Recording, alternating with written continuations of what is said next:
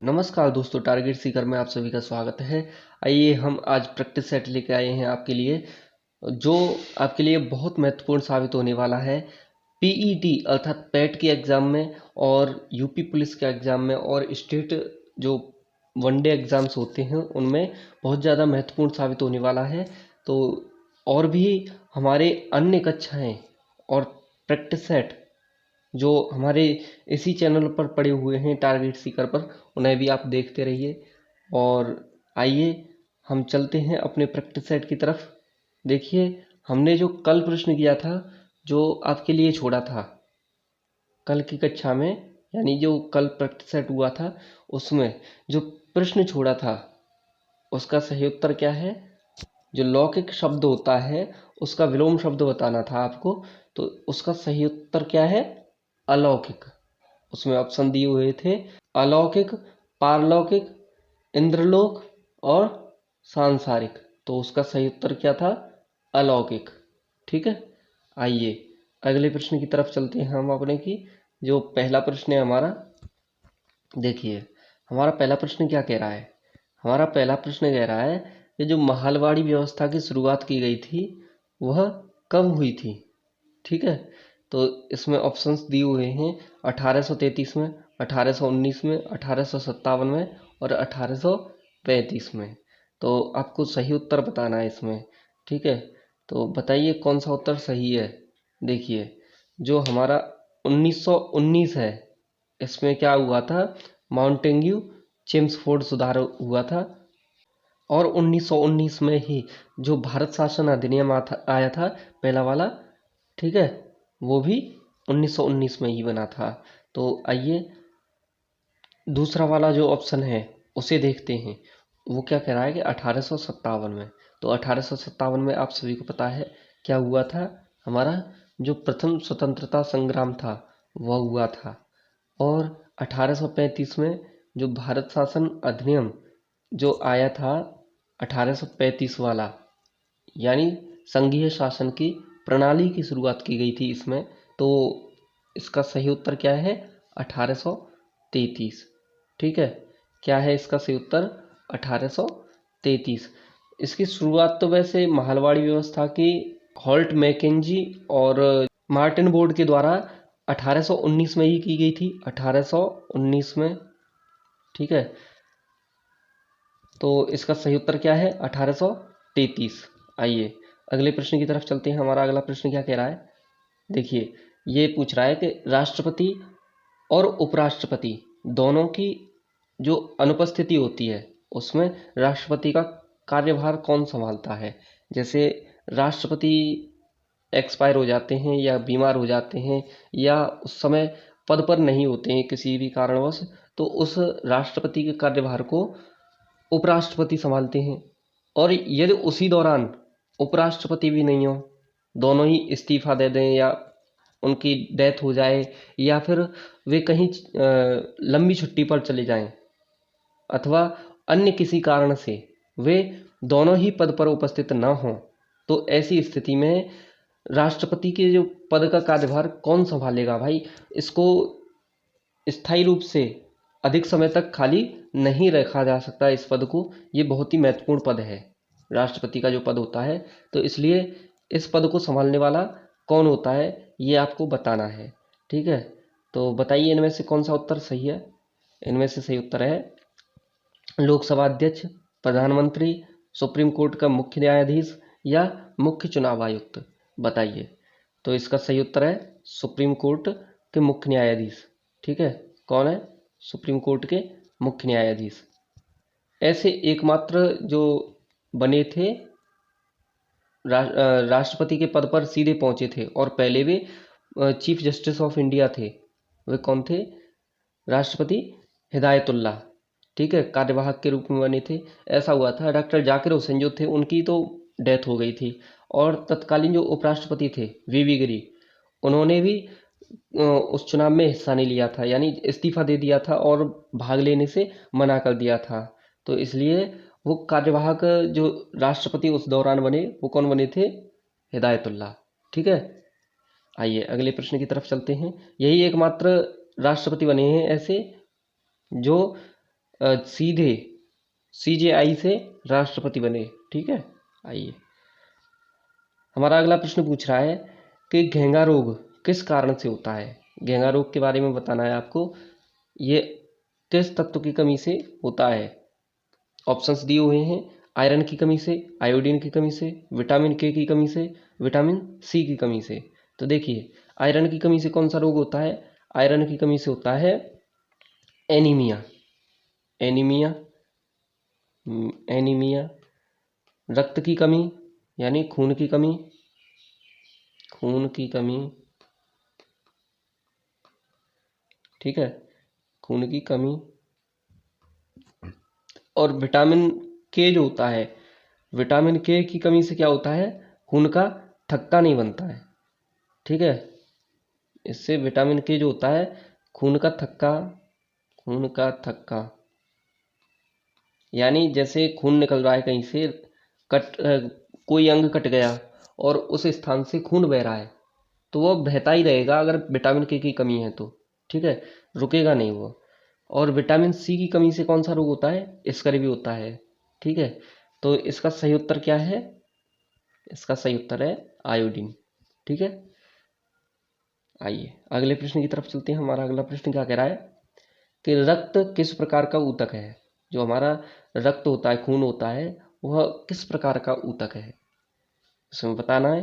पेशीय ऊतक है, एपिथीलियम ऊतक है, संयोजी ऊतक है, या हृदय ऊतक है। एपिथीलियम ऊतक को उपकला ऊतक भी कहा जाता है। उपकला उपकला ऊतक। ठीक है, तो इसका सही उत्तर क्या है, संयोजी ऊतक। ठीक है, आइए अगले प्रश्न की तरफ चलते हैं। हमारा अगला प्रश्न क्या कह रहा है, देखिए, सबसे शक्तिशाली और सबसे विश्वसनीय कंप्यूटर कौन सा होता है। आपको बताना है कि जो कंप्यूटर श्रेणी है उसमें सबसे ज़्यादा शक्तिशाली और सबसे ज़्यादा जो विश्वसनीय होता है, ऐसा कौन सा कंप्यूटर होता है। तो इनका सही उत्तर बताना है। ऑप्शंस दिए हुए हैं, mini computer, main frame computer, micro computer और सुपर कंप्यूटर। इनमें से कौन सा सही उत्तर है ये आपको बताना है। तो देखिए, जो सुपर कंप्यूटर होता है यही सबसे ज़्यादा शक्तिशाली और सबसे ज़्यादा विश्वसनीय होता है। ये इसका सही उत्तर है।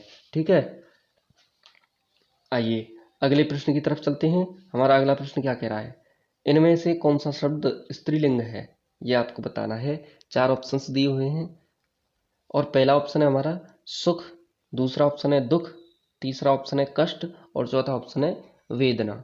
देखिए, जो सुख होता है तो सुख में कैसे बोलते हैं, वह सुखी है, उसके पास में सुख आ गया। ठीक है, तो ये पुल्लिंग है। दुख इसी प्रकार से, दुख भी पुल्लिंग है, पुल्लिंग। ठीक है, कष्ट भी पुल्लिंग है। ठीक है, वह कष्ट में है, उसे कष्ट है। ठीक है, वेदना जो शब्द होता है, वेदना शब्द स्त्रीलिंग होता है, उसे बड़ी वेदना है। ठीक है, आइए अगले प्रश्न की तरफ चलते हैं। हमारा अगला प्रश्न क्या कह रहा है, देखिए, इस शब्द का पर्यायवाची शब्द बताना है और ऑप्शंस दिए हुए हैं, रश्मि, सूर्य, चंद्रमा, रजनी। ठीक है, तो इनमें से बताइए कौन सा उत्तर सही है। तो मरीच जो शब्द होता है, मरीच के लिए पहले तो ये देखना होगा कि इसका अर्थ क्या होता है, तब इसका पर्यायवाची बताया जाएगा। देखिए, जो सूर्य होता है, सूर्य के क्या पर्यायवाची होते हैं, आदित्य, आदित्य, सूरज, सूर्य, खग। ठीक है, खग। इस प्रकार से खेचर, खेचर और खग ये पक्षी को भी कहते हैं। ठीक है, दिनकर, भानु, कृषाण। ठीक है, चंद्रमा के होते हैं शशि, राकेश, राकापति। ठीक है, और रजनीपति। ठीक है, इस प्रकार से रजनी किसका होता है, रजनी होता है रात का, रात। ठीक है, रात्रि, निशा, निशी, ठीक है। और जो रश्मि होता है, रश्मि का अर्थ होता है किरण, किरण। और मरीचिका भी अर्थ किरण ही होता है, तो इसलिए इसका सही उत्तर क्या है, रश्मि। आइए अगले प्रश्न की तरफ चलते हैं। हमारा अगला प्रश्न क्या कह रहा है, देखिए, इनमें से कौन सा एक जैविक खाद है, ये आपको बताना है कि इनमें से जैविक खाद कौन सा है। ऑप्शंस दिए हुए हैं, यूरिया है, डीएपी है, गोबर है, पोटेशियम नाइट्रेट है। तो देखिए, यूरिया का फॉर्मूला होता है आपका NH2CO NH2, ठीक है, क्या होता है, NH2CO NH2, या इस प्रकार भी लिख देते हैं इसको, CH4N2O, ठीक है, इस प्रकार से भी लिख देते हैं। डीएपी क्या होता है, डीएपी देखिए, डीएपी का फॉर्मूला, डीएपी को क्या बोलते हैं, डीएपी को बोलते हैं di ammonium phosphate, di ammonium, di ammonium phosphate, ठीक है। और जो पोटेशियम नाइट्रेट होता है, इसका फॉर्मूला क्या होता है, इसका फॉर्मूला होता है KNO3, ठीक है, पोटेशियम नाइट्रेट। तो इस प्रकार से ये सभी केमिकल हैं तीनों, ये भी केमिकल है, ये भी केमिकल है, और ये भी केमिकल है। इनमें से तीनों में से एक भी जैविक खाद नहीं है। गोबर एक जैविक खाद है, तो इस प्रकार इसका सही उत्तर क्या होगा, गोबर, ठीक है। क्योंकि इसके सड़ने के बाद में इसमें जीव जंतु जो होते हैं, छोटे मोटे केंचुआ जैसे और छोटे छोटे बैक्टीरिया पनपते हैं, और वे खेत के लिए बहुत ज़्यादा फायदेमंद होते हैं। जो मिट्टी होती है उसे भुरभुरा बनाते हैं, उसमें विभिन्न प्रकार के पोषक तत्व पैदा करते हैं, नाइट्रोजन की उपलब्धता, उसमें उपस्थिति का भंडार करते हैं, उपस्थिति बढ़ाते हैं उसमें, ठीक है। तो इस प्रकार ये गोबर जो है जैविक खाद है। आइए अगले प्रश्न की तरफ चलते हैं। हमारा अगला प्रश्न कह रहा है कि पृथ्वी का व्यास सबसे अधिक कहाँ पर होता है। जो पृथ्वी है हमारी, देखिए ये हमारी पृथ्वी है, ठीक है, और इस प्रकार से ये पृथ्वी है, ठीक है, और यहाँ पर ये नॉर्थ पोल, यहाँ पर साउथ पोल, ठीक है, ये साउथ पोल है। अब देखिए, ये कर्क रेखा है, कर्क, ठीक है, ये भूमध्य रेखा है, ठीक है, और ये मकर रेखा है नीचे वाली, मकर। तीनों रेखाएं इसी प्रकार हैं, ठीक है, कर्क रेखा, भूमध्य रेखा और मकर रेखा। इस भूमध्य रेखा को और भी एक नाम से और जाना जाता है, वो क्या है, विषुवत रेखा। क्या है, विषुवत, विषुवत रेखा, ठीक है। अब देखिए, जो कर्क रेखा होती है, इस स्थान पर भी दोनों जगह पृथ्वी सक्रिय है, ठीक है, और मकर रेखा है, यहाँ पर भी सक्रिय है, और ध्रुवों पर देखा जाए तो यहाँ तो और भी ज़्यादा सक्रिय है, ठीक है। इस प्रकार से इसका व्यास और भी कम है इस जगह पे देखा जाए तो, ठीक है, जो रेडियस है इस जगह पे और भी कम है, त्रिज्या। तो जो सबसे अधिक त्रिज्या होती है वो कौन सी स्थान पर होती है, क्योंकि पृथ्वी चपटी है, ठीक है, तो वो कहाँ पर होती है, यहाँ पर जो विषुवत रेखा होती है, भूमध्य रेखा होती है, वहाँ पर सबसे अधिक व्यास होता है, यहाँ त्रिज्या भी सबसे अधिक होती है। तो इस प्रकार इसका सही उत्तर क्या है, भूमध्य रेखा। आइए अगले प्रश्न की तरफ चलते हैं। हमारा अगला प्रश्न कह रहा है कि जलियांवाला बाग जो हत्याकांड हुआ था, उस समय भारत का वायसराय कौन था। तो पहले तो ये बताइए, जलियांवाला बाग हत्याकांड कब हुआ था। तो ये हुआ था 13 अप्रैल 1919 में, ठीक है, 13 अप्रैल 1919 में।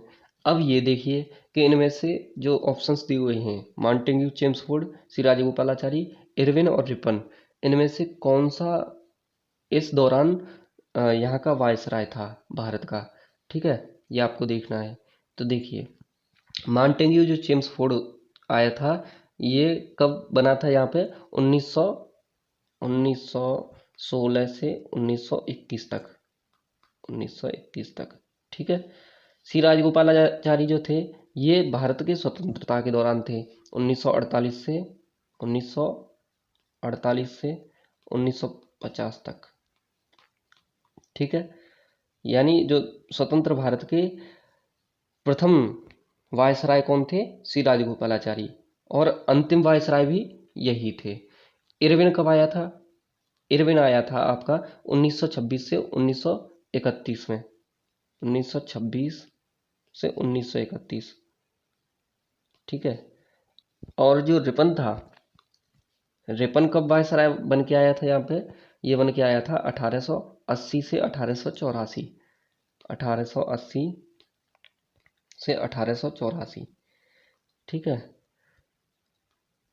1884। अब देखिए 1919 का जो भारत शासन अधिनियम आया था वो मॉन्टेग्यू चेम्सफोर्ड सुधार लेके आया था, तब आया था। ठीक है, जो सुधार अधिनियम आया था उसके दौरान। और इरविन जो आया था, इरविन के समय में गोलमेज सम्मेलन हुए थे। ठीक है। और जो रिपन आया था ये स्थानीय स्वशासन लेके आया था। और जनगणना जो हुई थी प्रथम, स्थायी जो जनगणना हुई थी प्रथम वाली, स्वतंत्र भारत की बात नहीं कर रही, स्वतंत्र भारत से पहले, तो वो कब हुई थी? 1881 में हुई थी। तो इसी के दौरान हुई थी, रिपन के समय में। ठीक है। तो इस प्रकार से इस प्रश्न का सही उत्तर जो है वह क्या है? Montagu Chelmsford. ठीक है, क्योंकि इसका कार्यकाल भी इसी दौरान था, 1916 से 1921। आइए अगले प्रश्न की तरफ चलते हैं।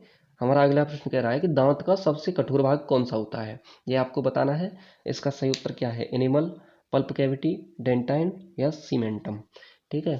तो दोनों ये चार ऑप्शंस दिए हुए हैं, इनमें से सबसे ज़्यादा कठोर भाग कौन सा होता है ये आपको बताना है।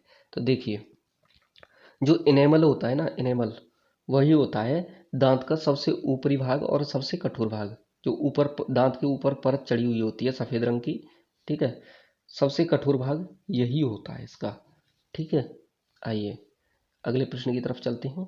हमारा अगला प्रश्न कह रहा है कि स्वतंत्र भारत में नियमित प्रथम जनगणना कब हुई थी? प्रथम नियमित जनगणना कब हुई थी ये आपको बताना है।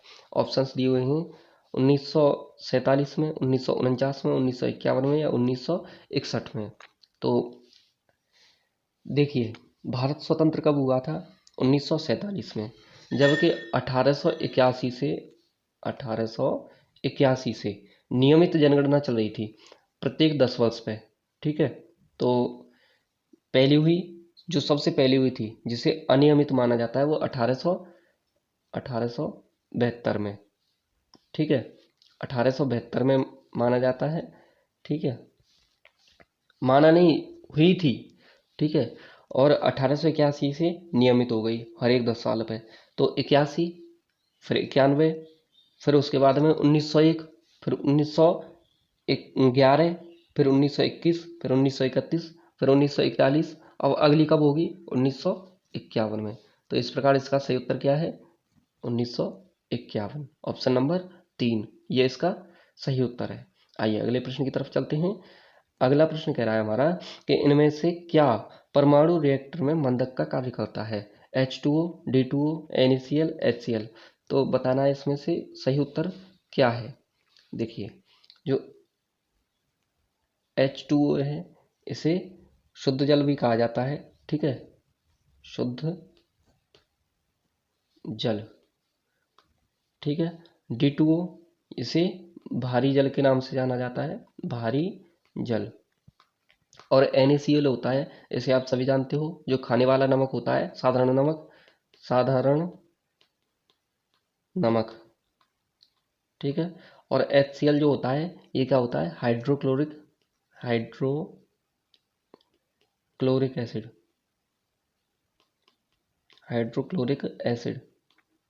ठीक है, हाइड्रोक्लोरिक अम्ल होता है। तो इसमें से सही उत्तर क्या है? सही उत्तर है H2O, वो सॉरी D2O। ठीक है, D2O भारी जल जो होता है परमाणु रिएक्टर में मंदक का कार्य करता है।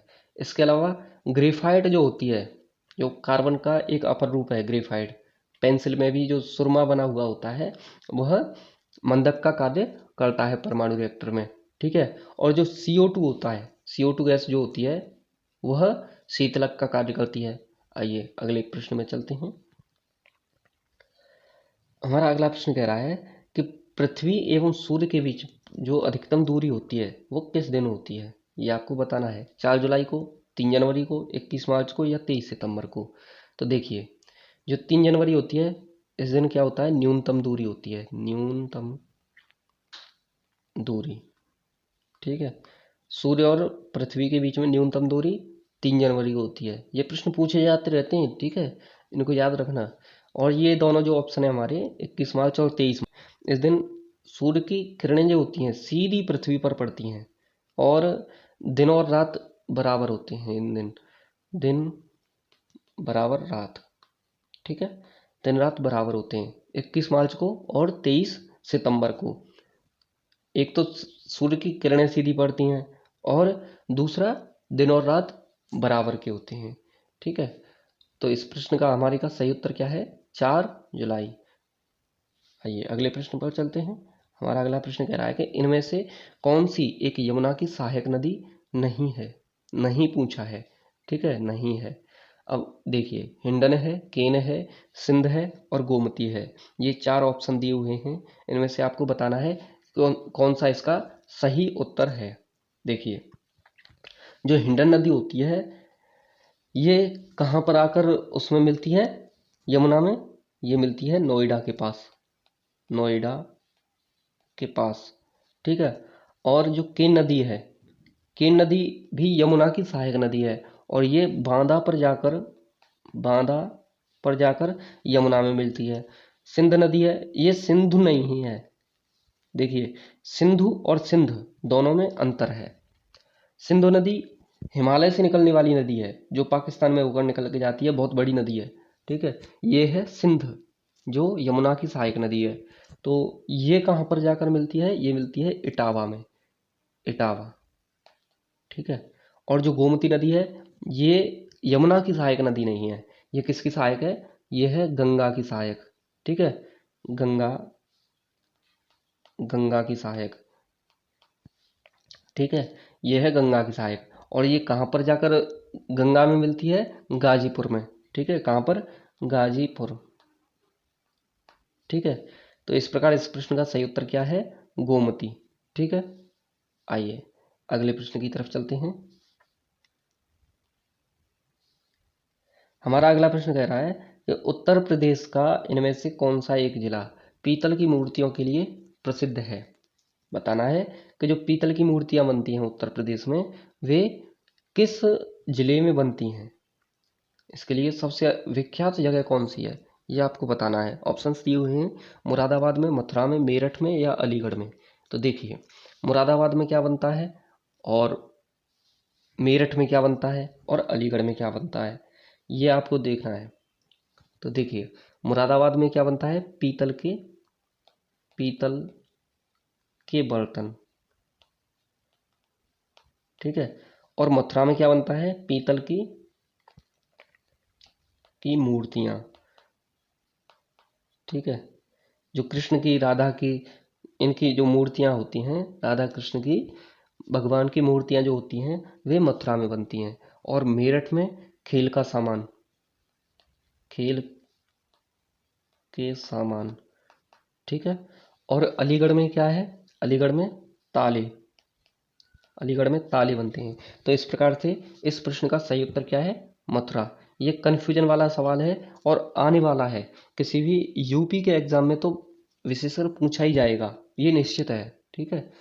तो इस प्रश्न का सही उत्तर क्या है, मथुरा। कहीं मुरादाबाद मंत्र लगा देना, क्योंकि मुरादाबाद में पीतल के बर्तन मिलते हैं। सबसे विश्वविख्यात एक प्रकार से मुरादाबाद के ही बर्तन हैं, ठीक है, पीतल के मामले में। तो इस प्रकार इस प्रश्न का सही उत्तर है मथुरा। आइए अगले प्रश्न की तरफ चलते हैं। हमारा अगला प्रश्न कह रहा है कि ऑपरेशन फ्लड का संबंध किससे है। ऑपरेशन फ्लड का संबंध है बाढ़ के रोकथाम से, दूध के उत्पादन से, खाद्यान्न उत्पादन से या मछली के उत्पादन से। तो इस प्रश्न का सही उत्तर आपको बताना है। देखिए, इस शब्द में फ्लड लगा हुआ है, फ्लड, फ्लड शब्द लगा हुआ है ना, तो इस वजह से बच्चे कन्फ्यूजन कर सकते हैं, बच्चों के अंदर कन्फ्यूजन आ सकता है कि फ्लड का मतलब कहीं बाढ़ से तो नहीं है, या मछली से तो नहीं है, जल से इसका संबंध तो नहीं है। तो इस प्रकार इसका ये सही उत्तर नहीं है। बाढ़ बाढ़ की रोकथाम इसका सही उत्तर नहीं है। मछली उत्पादन भी इसका सही उत्तर नहीं है। खाद्यान्न उत्पादन भी इसका सही उत्तर नहीं है। देखिए, दूध बहेगा तो प्यार बढ़ेगा, इस प्रकार से जो कहा जाता है, तो दूध के उत्पादन से इसका संबंध है। ठीक है, दूध के उत्पादन से। अच्छा, दूध का उत्पादन के लिए जो क्रांति लाई गई थी वो कौन सी थी? श्वेत क्रांति। ठीक है, श्वेत क्रांति किसके प्रयासों से लाई गई थी ये? वर्गीज कुरियन। वर्गीज कुरियन। ठीक है, वर्गीज कुरियन के प्रयासों से श्वेत क्रांति लाई गई थी 1970 में। ठीक है, 1970 में वर्गीज कुरियन के प्रयास से श्वेत क्रांति लाई गई थी, जिसका मुख्य उद्देश्य क्या था? दूध का उत्पादन। खाद्यान्न उत्पादन के अंतर्गत क्या होता है? जो धान है, गेहूं है, ये धान और गेहूं दोनों हमारे देश में बहुत कम मात्रा में होते थे, तो खाद्यान्न का संकट बना रहता था। तो एक विदेशी, यानी विदेश से एक जो वैज्ञानिक थे और हमारे देश के एक वैज्ञानिक थे, दोनों के अथक प्रयास से हमारे यहाँ खाद्यान्न की समस्या का समाधान मिला। तो दोनों के नाम क्या थे? एक जो विदेशी थे उनका नाम था नॉर्मन बोरलॉग, और हमारे यहाँ के जो स्वदेशी थे वैज्ञानिक, उनका नाम था MS स्वामीनाथन।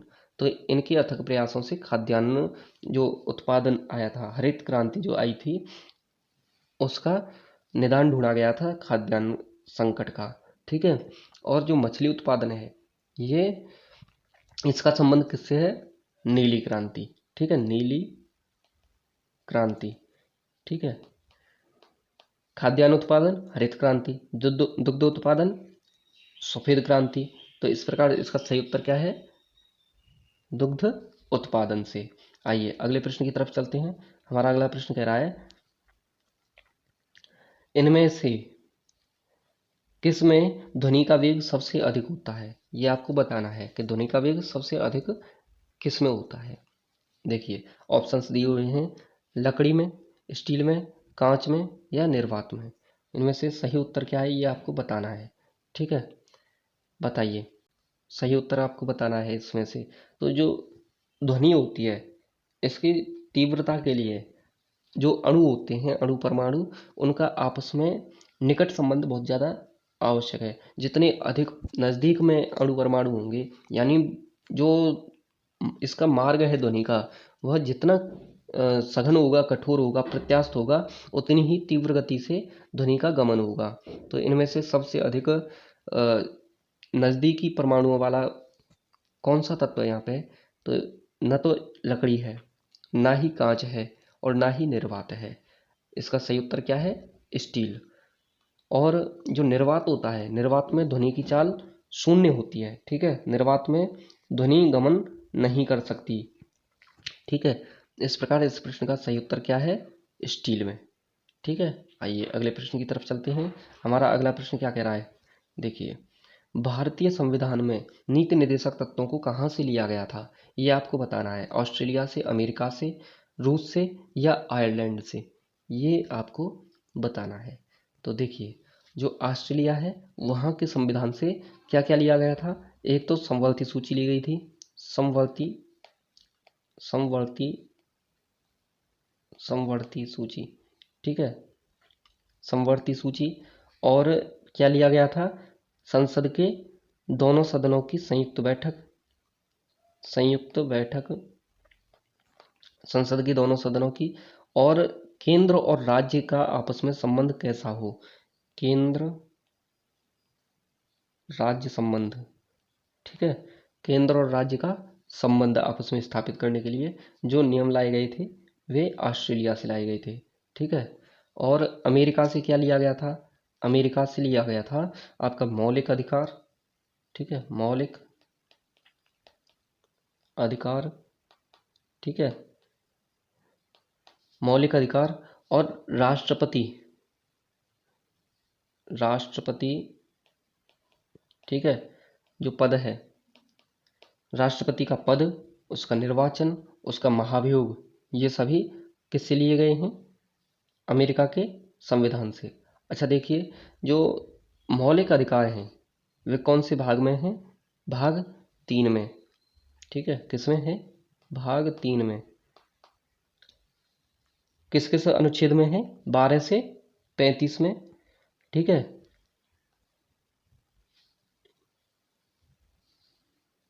देखिए हमारा रूस से क्या लिया गया था? रूस से लिया गया था आपका मौलिक कर्तव्य।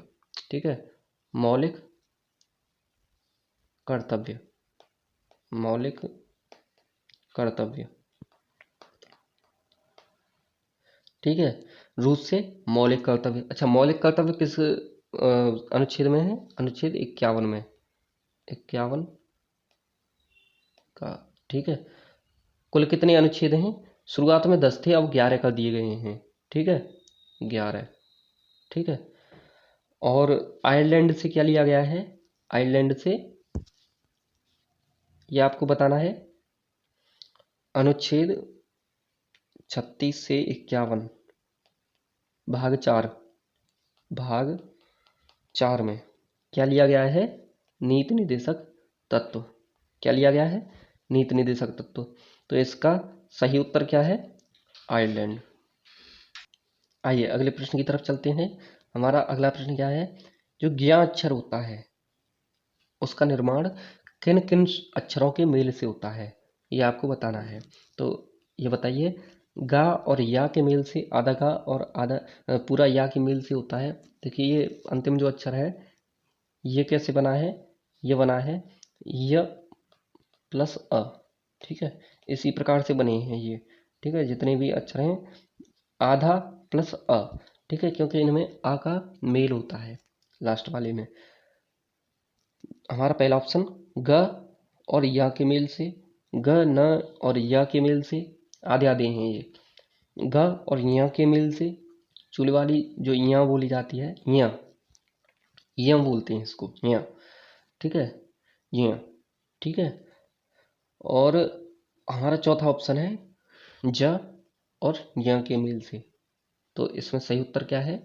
ज और या के मेल से। आप हिंदी में टाइप करोगे कभी भी तो आपको पता चल जाएगा, कभी आधा जा और ये वाला या एक साथ लिखना। ठीक है, आधा जा और या एक साथ लिखना।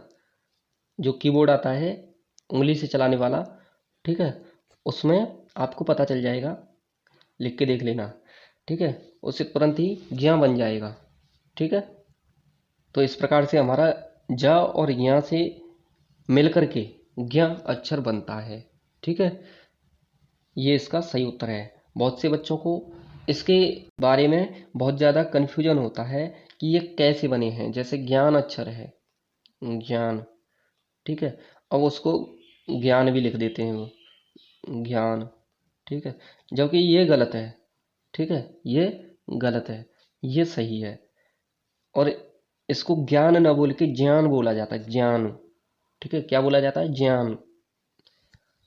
इस प्रकार इसका सही उत्तर क्या है? चौथा नंबर। आइए अगले प्रश्न की तरफ चलते हैं।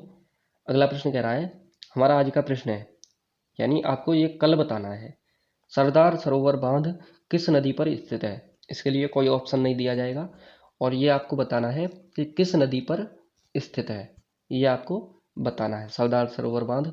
ठीक है, तो आपको कमेंट बॉक्स में बताना है इस प्रश्न का सही उत्तर क्या है। और हमारे जो अन्य प्रैक्टिस सेट इसी चैनल पर उपलब्ध हैं, उन्हें भी देख लीजिए। और क्लासेज भी हिंदी की, रीजनिंग की और मैथ की, तीनों ही क्लास उपलब्ध हैं, आप उनको देख सकते हैं। प्रैक्टिस सेट जीके के उपलब्ध हैं, रीजनिंग के उपलब्ध हैं और गणित के भी लाए जाएंगे।